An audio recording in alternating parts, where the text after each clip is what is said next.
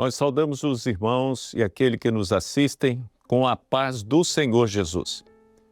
E convidamos você para lermos um texto da palavra do Senhor, que será lido no Evangelho de Mateus, capítulo 12, versículos 39 e 40. Diz assim a palavra do Senhor: Mas ele lhe respondeu e disse: Uma geração má e adúltera pede um sinal, porém não se lhe dará outro sinal senão o do profeta Jonas. Pois como Jonas esteve 3 dias e 3 noites no ventre da baleia, e assim estará o Filho do Homem 3 dias e 3 noites no seio da terra. Até aqui, irmãos. Primeiro, Jonas, um personagem muito conhecido. A palavra nos fala que o Senhor deu a Jonas uma responsabilidade. Ele servia ao Senhor no templo, só que em vez de ele obedecer ao Senhor, ele fugiu da responsabilidade. Porque é interessante, porque a responsabilidade que o Senhor deu a Jonas é de levar uma palavra a uma cidade chamada Nínive, uma cidade que era importante naquela época. Jonas viveu no século 7 antes de Cristo, uma cidade que era a capital de um império, uma cidade que tinha uma fama, segundo a história, tinha uma fama terrível de maltratar os escravos, as pessoas dominadas, e que a dificuldade dela e o pecado dela chegou até a presença do Senhor, e o Senhor tinha um juízo contra aquela cidade, só que antes de executar o juízo, o Senhor mandou Jonas levar uma palavra para que ele se arrependesse, para o juízo não os alcançar, o juízo de Deus não os atingir. Só que Nínive não pertencia ao povo de Israel. E Jonas, no Velho Testamento, ele virou as costas, pegou a direção totalmente oposta à direção de Nínive. Só que o Senhor deu a ele uma experiência.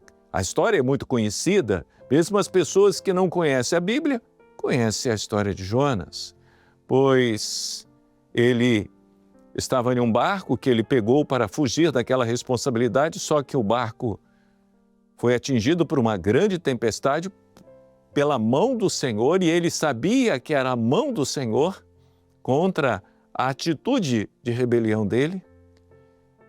E ele então foi jogado no mar, a tempestade passou, e a palavra diz que ele foi engolido por um grande peixe. E ele esteve nas profundezas da terra, e ele clamou ao Senhor, pediu perdão pela desobediência e fez um acerto com Deus. Senhor, se me deres uma outra oportunidade, eu farei o que o Senhor me pede. E assim, o Senhor ouviu o clamor de Jonas e fez com que o peixe o vomitasse em terra firme, e ele pôde tomar a direção de Nínive e levar aquela palavra de arrependimento. O Senhor Jesus, ele cita do texto que nós lemos de Mateus, o sinal de Jonas. E ele até acrescenta a toda essa história, no versículo 40, de que assim como Jonas esteve no interior do peixe 3 dias, o Senhor até profetiza a respeito daquilo que ele faria, a sua morte e a sua ressurreição, porque a distância do tempo entre a morte e a ressurreição do Senhor Jesus é 3 dias. A experiência do terceiro dia é a experiência com a ressurreição do Senhor Jesus.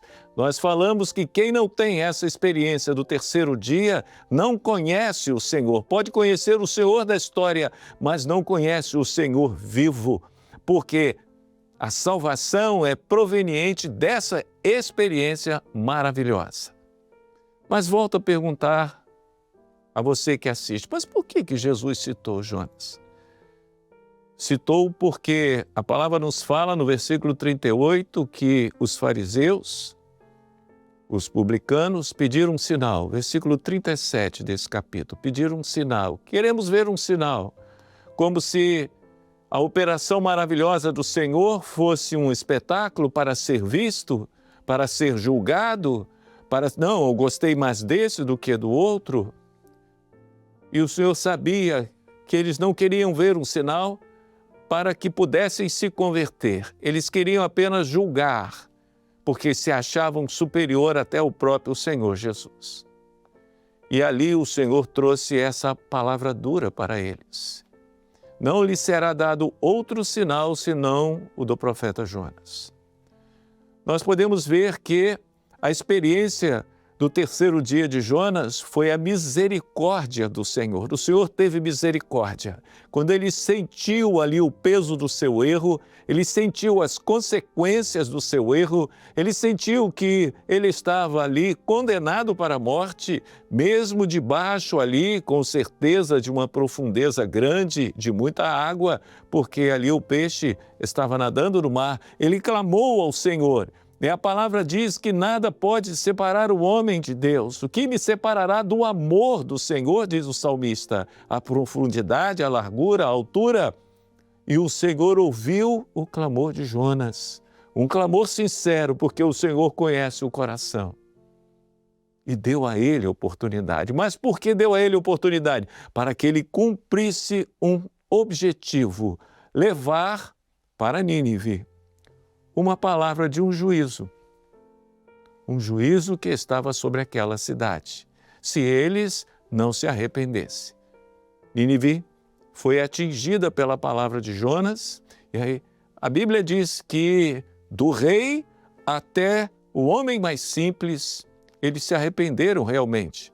E o Senhor até fez com Nínive o que tinha feito com o próprio Jonas. Mudou ali aquele juízo em misericórdia. Irmãos, nós estamos trazendo aqui para aqueles que nos assistem esta mensagem do Senhor. Queremos ver operações de maravilha, queremos ver alguma coisa acontecendo, vidas sendo curadas. Outro dia, conversando com um pastor, que inclusive é médico, ele diz que já viu operações maravilhosas do Senhor de cura de enfermidades incuráveis, como câncer e outras mais. Ele, como médico e como pastor, já viu isso. Mas ele completou dizendo: mas não tem nada mais bonito e nada mais maravilhoso, e não tem maior demonstração do poder de Deus do que a transformação de uma vida que está em pecado em um servo do Senhor Jesus. É a maior operação que nós podemos ter da parte do Senhor. E esta operação começa primeiro em nós. Como Jonas ali, ele primeiro experimentou a misericórdia de Deus para levar a misericórdia. Quem não tenha essa experiência de salvação não pode falar dela. Quem não tem essa experiência da morte para a vida, como o Senhor Jesus falou ali, os 3 dias que Jonas passou ali no interior daquele grande peixe, quem não tem essa experiência de morte e ressurreição do Senhor Jesus, ele não pode levar essa palavra e ele não pode testemunhar desta bênção. E quem quer sinal, e até nós queremos, se temos enfermidade, nós queremos, mas a enfermidade pode até, e o Senhor cura, como já vimos muitas curas. Mas e após? O homem vai morrer, mas quando o Senhor ouve o nosso clamor de arrependimento por uma vida de pecado, para termos agora uma vida de uma caminhada na sua presença, é para a vida eterna. É para nós termos vida e vida em abundância. Foi essa palavra que o Senhor Jesus trouxe. Assim como Jesus morreu e ressuscitou ao 3º dia. Por quê? Porque ele não tinha pecado, mas levou sobre si o nosso pecado, o pecado de todo aquele que o aceita como seu Salvador. Por isso o nome dele como nosso Salvador. O nome Jesus é salvação. O nome Cristo é ungido. Ele é o Salvador ungido para todo aquele que abre o seu coração para ter essa experiência do que é ter a misericórdia do Senhor na sua vida, possa viver na sua presença, porque o Senhor leva o seu pecado quando ele aceita Jesus como seu Salvador. E em uma caminhada que, se pecarmos, nós clamamos novamente pelo sangue de Jesus, mas com o esforço de querer em santificação caminhar na sua presença, porque não há nada melhor do que ter essa segurança da salvação em Cristo Jesus.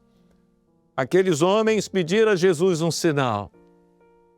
Eles não sabiam o que estavam pedindo, com certeza, porque se eles soubessem, eles pediam uma experiência de salvação, uma experiência do toque do Senhor Jesus. Mas o Senhor sabia das suas necessidades e o Senhor disse: não vos darei um sinal, a não ser o do profeta Jonas.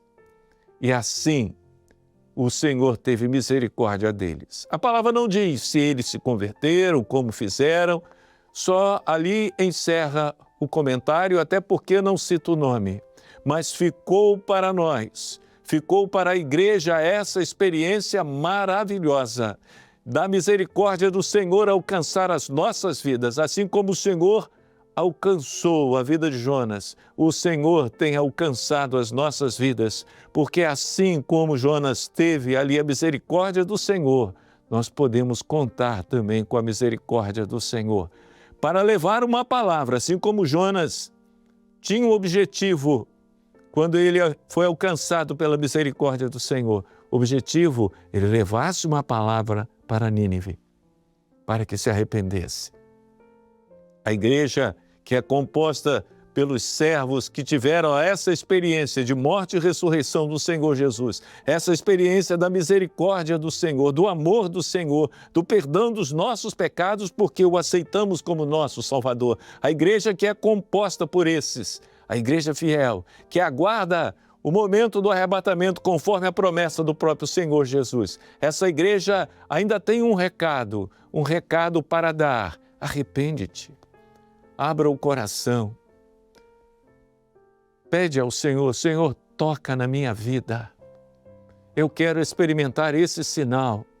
Toca, Senhor, quem sabe o momento que você está vivendo, um momento difícil, um momento em busca de uma solução, quem sabe até de uma cura ou de uma porta, uma situação financeira. Vivemos momentos difíceis, de insegurança, tantas coisas que nós planejamos e isso não acontece, que os nossos planos são muito falhos, mas você pode, nesta hora, abrir o seu coração com sinceridade. E como Jonas fez, lá debaixo daquele quantidade enorme de água, lá no abismo, ele clamou ao Senhor e o Senhor o ouviu. Os ouvidos do Senhor estão abertos para você. Clame ao Senhor agora e peça: Senhor, toca na minha vida e faz comigo o que fizeste com Jonas. Só que agora nós temos algo muito mais maravilhoso, que é o Senhor Jesus como nosso Salvador. Pede isso e você vai ter uma experiência que vai mudar a sua caminhada e vai te levar para uma vida eterna. Abra o teu coração para isso. Nós encerramos aqui esta palavra, mas você fica, medita e aceite o Senhor Jesus como seu Salvador. Amém? Nos despedimos aqui com a paz do Senhor Jesus.